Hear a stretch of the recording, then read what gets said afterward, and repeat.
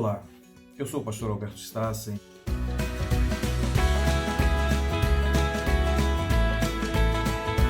Estamos mais uma vez com você aqui no canal Beit Sefer.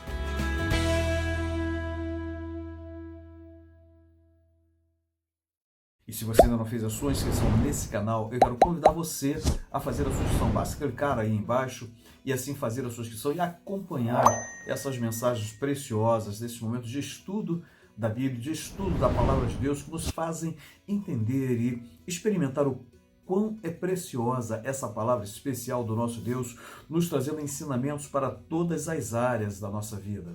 É muito fácil você fazer a sua inscrição e eu quero convidar você também a clicar no sininho para ser notificado todas as vezes que receber uma mensagem nova, que tivemos um novo estudo para compartilharmos com você. Além disso, convido você também a compartilhar, é claro, com os seus amigos, com aquelas pessoas que também podem ser abençoadas através desse estudo precioso que é a Palavra de Deus para as nossas vidas. Não se esqueça de que a Bíblia é a fonte mais importante que temos para termos uma vida frutífera, abençoada e próspera com o nosso Deus. E nós estamos aqui falando sobre finanças. E eu quero convidar você a ver algumas coisas importantíssimas que Jesus nos deixou nos seus ensinamentos.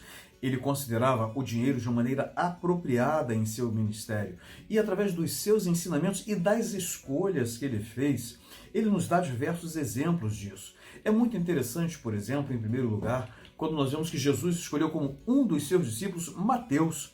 Mateus era um homem questionado na sociedade judaica, porque ele era um cobrador de impostos. Primeiro, quem é que gosta de pagar imposto com um sorriso nos lábios? Bem, sabemos que ele tem a sua utilidade, mas é algo que sai de nós para o bem comum, para o bem da comunidade. Mas nos tempos de Jesus, assim como ainda hoje em muitos lugares, o imposto não é uma coisa bem vista.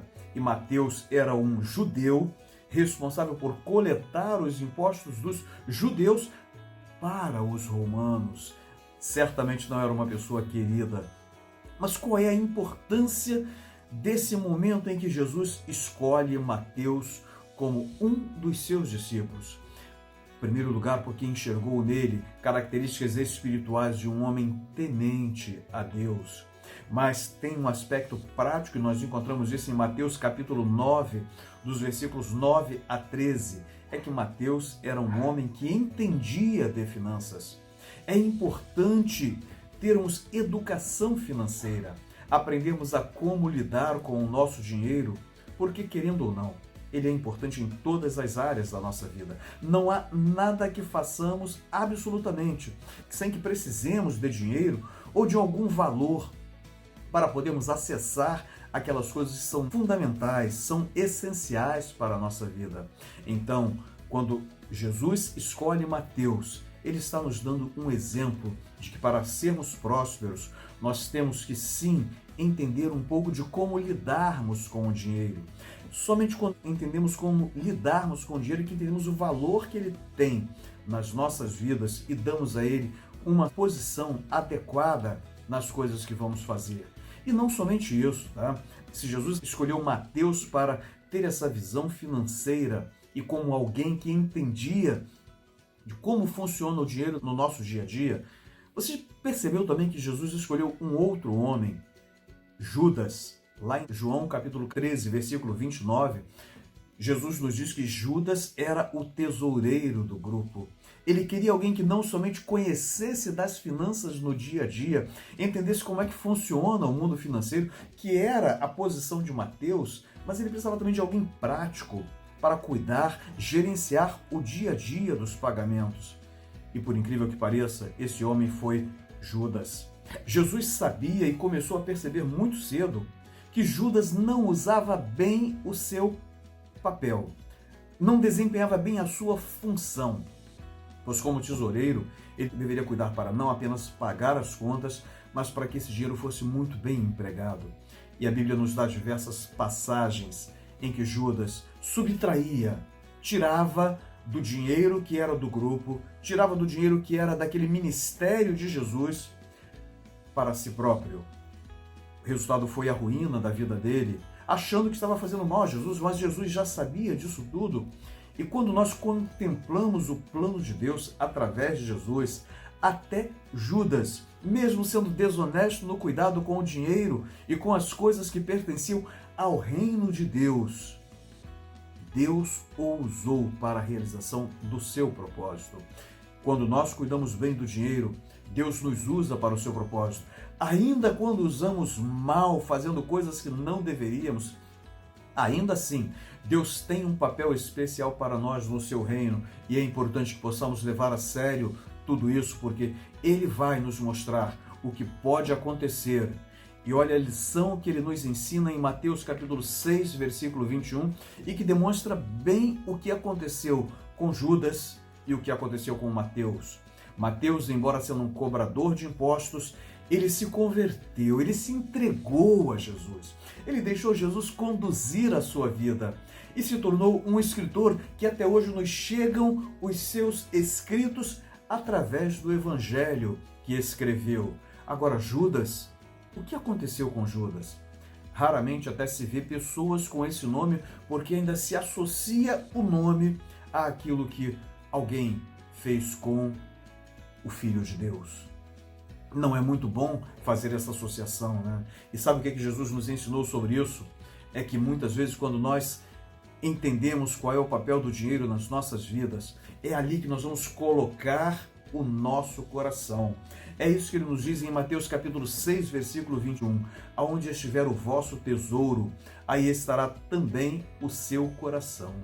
Qual é a importância do dinheiro na sua vida? Qual é o papel que o dinheiro representa na sua vida? Em nenhum momento a Bíblia condena o uso do dinheiro ou a sua importância nas nossas vidas.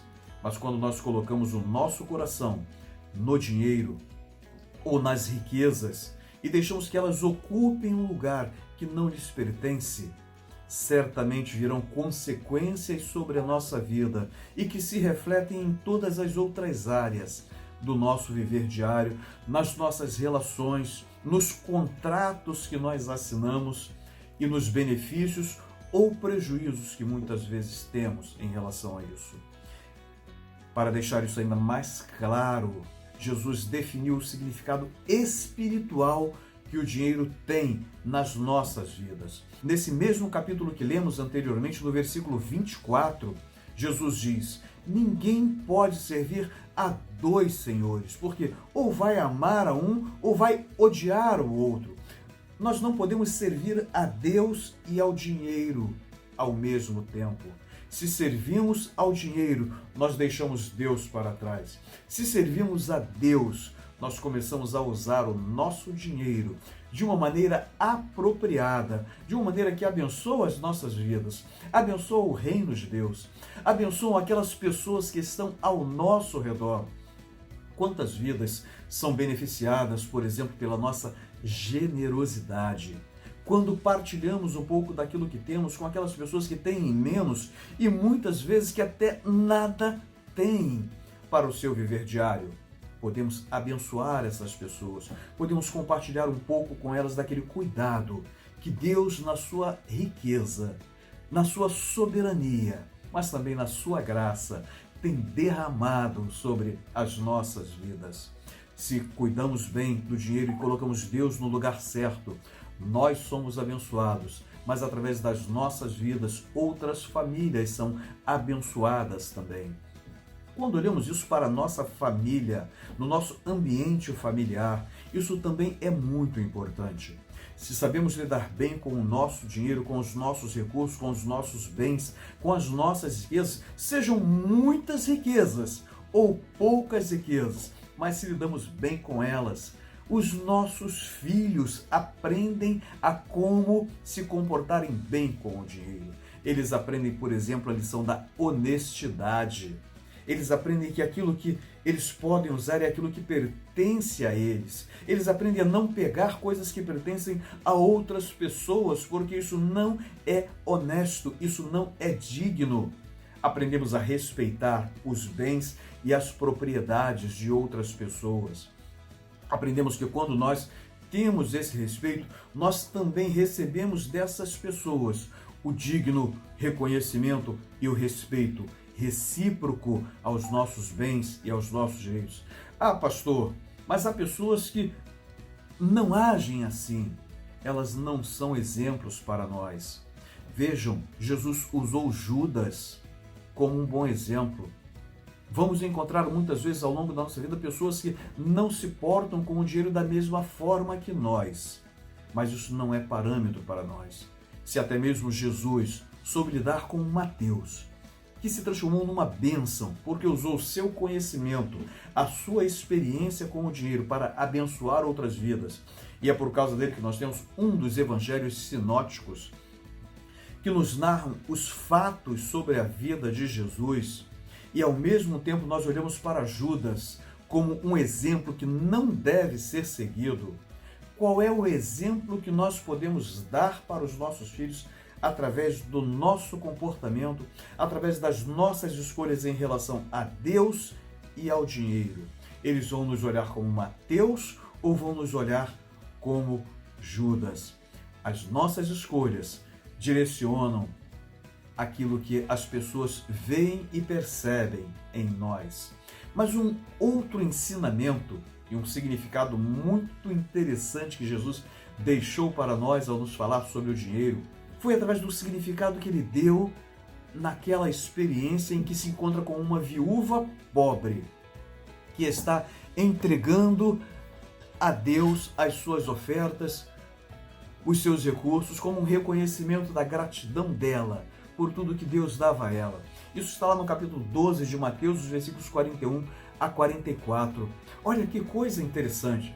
Jesus estava parado diante daquele local onde eram entregues as ofertas no templo das pessoas que estavam adorando a Deus através dos seus bens. É isso que nós fazemos quando entregamos a Deus as nossas ofertas, os nossos dízimos. Nós estamos glorificando a Deus, reconhecendo que é Ele o autor da nossa vida. É Ele quem sustenta a nossa vida e de que vem dele tudo aquilo que temos e somos. Jesus estava parado no templo exatamente vendo isso acontecer. E muitas pessoas estavam ali chegando, e o dinheiro naquela época não era papel moeda como nós temos hoje, não é? Não tinha cartão de crédito, você não podia fazer um Pix, mandar o dinheiro de forma eletrônica para uma outra pessoa ou para um outro lugar, em qualquer lugar do mundo. Naquela época o dinheiro era representado por moedas. Então quando se colocavam moedas, isso fazia barulho. Haviam moedas de tamanhos diferentes. Haviam moedas que valiam o valor de um dia de trabalho, numa simples moeda. Haviam moedas que valiam muito mais do que isso.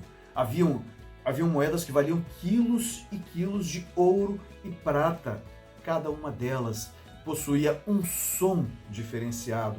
Então, de acordo com o som que o dinheiro fazia ao cair no depósito, que hoje nós chamamos de gasofilácio em algumas linguagens, não é? Mas era uma espécie de cofre onde as pessoas depositavam ali as suas ofertas, isso fazia barulho. E Jesus podia ver e ouvir o barulho do dinheiro das pessoas caindo no depósito das ofertas.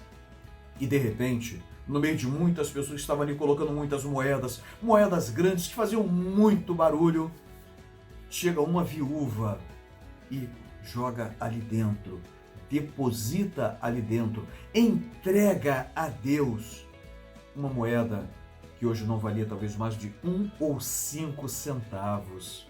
Muito pouco, não é? Do ponto de vista financeiro, aquela mulher estava entregando praticamente nada. Mas olha o testemunho de Jesus sobre a vida daquela mulher que nos chegou até hoje através do Evangelho de Marcos. Esta viúva entregou mais do que todas as outras pessoas que aqui fizeram a sua oferta. Porque essas pessoas estão dando o que tinham sobrando. Ela, porém, entregou tudo o que tinha para viver. Que lição preciosa essa e que lição dura para nós, né?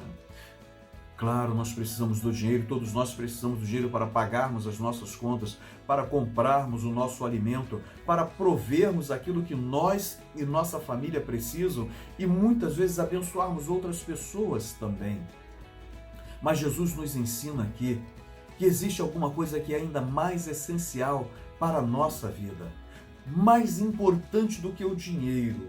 Jesus nos ensina que a dependência da provisão do Pai Eterno é maior do que qualquer dinheiro, qualquer montante, qualquer importância que possamos ter em termos financeiros para cuidar da nossa vida. É de Deus que procede o alimento, é de Deus que procede o nosso sustento, é de Deus que procede a nossa inteligência, é de Deus que vem a nossa saúde, é de Deus que vem todos os recursos para que possamos trabalhar e assim provermos tudo aquilo que é necessário para o nosso viver diário. E assim, quando nós colocamos Deus no lugar correto, entendemos a importância do dinheiro, nós aprendemos, sobretudo, que na nossa vida não existe diferença entre aquilo que é material e aquilo que é espiritual. Na vida do crente, na vida da pessoa que confia em Deus, na vida da pessoa que tem a sua dependência colocada em Deus, tudo, absolutamente tudo é espiritual, porque todas as coisas provêm de Deus. E a Ele devemos ser gratos e reconhecer que devemos entregar a Ele não aquilo que sobra nas nossas vidas, mas tudo aquilo que é essencial para o nosso viver, porque mais importante do que o dinheiro é sabermos que as nossas vidas dependem dele. Quando fazemos isso, nós deixamos de separar a nossa vida naqueles diversos compartimentos, naquelas diversas caixinhas que nós muitas vezes fazemos. A minha vida material, a minha vida financeira, a minha vida espiritual, a minha vida familiar, a minha vida sentimental, a minha vida social, tudo isso pertence a Deus. E quando nós cuidamos bem do nosso dinheiro, nós estamos demonstrando que reconhecemos o senhorio de Deus, a importância de Deus nas nossas vidas.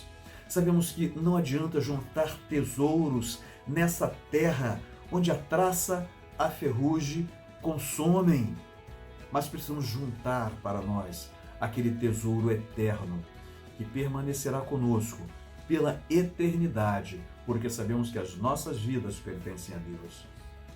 Viu quantas coisas preciosas Jesus deixou para nós sobre o dinheiro? Ele não diz que o dinheiro é supérfluo. Ele não deixa de lado o dinheiro, mas ele mostra para nós que o dinheiro tem uma importância muito grande. E, em primeiro lugar, como vimos aqui, sabemos cuidar do nosso dinheiro como Mateus sabia por ser um publicano, alguém que lidava com a contabilidade, sabia cobrar impostos, calcular os impostos sobre as riquezas que as pessoas possuíam e cobrar o imposto devido. Que mesmo chegando àquele final que Judas chegou, Judas era um homem que sabia cuidar do dinheiro no dia a dia, sabia pagar as contas corretamente dentro do prazo para que sobrasse dinheiro para outras coisas. Mas, sobretudo, Jesus nos mostra, através das suas parábolas, que o dinheiro tem o seu lugar próprio na nossa vida. Não podemos colocar jamais o dinheiro no lugar de Deus, mas não podemos também achar que podemos servir a Deus se cuidamos mal do nosso dinheiro. Até porque, vamos conversar uma coisa, né? Você já pode ter passado por momentos que você não tinha dinheiro para pagar as contas. Você dormia direito? Bem, não sei você, mas eu não durmo direito. Então, é importante quando nós estamos com a nossa vida financeira equilibrada, até para que as outras áreas da nossa vida, como o nosso sono, que é tão precioso, ele possa ser desfrutado adequadamente.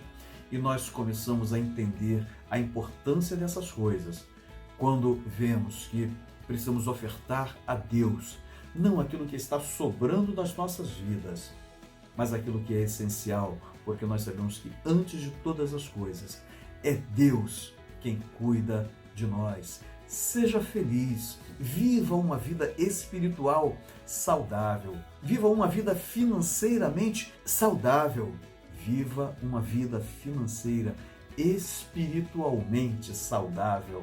Coloque Deus no lugar que Ele merece, no centro da sua vida, e Ele vai te dar condições para, usando os ensinamentos apropriados, a cuidar bem da sua vida financeira, a ser um exemplo para os seus filhos, a prover bem para a sua família e a abençoar a sociedade e todos aqueles que estão ao seu redor.